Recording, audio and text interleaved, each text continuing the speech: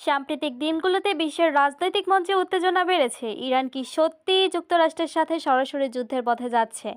আজ আমরা জানবো আসল তথ্য, কল্পনা নয়। ইরান এবং যুক্তরাষ্ট্রের মধ্যে দীর্ঘদিন ধরেই সম্পর্ক তিক্ত। সাম্প্রতিক কয়েকটি ঘটনা, যেমন যুদ্ধ সংক্রান্ত প্রতিবেদন, সেনা আন্দোলন, ইঙ্গিত দেয় যে দুই দেশের মধ্যে চাপ বেড়েছে। কিন্তু সরাসরি যুদ্ধের সম্ভাবনা কতটা? বিশেষজ্ঞরা বলছেন, যদিও উভয় পক্ষই নিজেদের সেনা অবস্থান শক্ত করেছে, সরাসরি সংঘাত শুরু হওয়ার সম্ভাবনা কম। মূলত কূটনৈতিক চাপ, অর্থনৈতিক নিষেধাজ্ঞা এবং আঞ্চলিক জোটের কারণে উভয় দেশ এখন সরাসরি যুদ্ধ এড়িয়ে চলতে চায়। তবে আঞ্চলিক সংঘাত বা মধ্যপ্রাচ্যে ছোট সংঘাতের ঘটনা ঘটতে পারে, যা আন্তর্জাতিক সম্প্রদায়কে সতর্ক করছে। সুতরাং ইরান সরাসরি যুক্তরাষ্ট্রের সাথে যুদ্ধ করতে চায় না, কিন্তু পরিস্থিতি সংকটাপন্ন।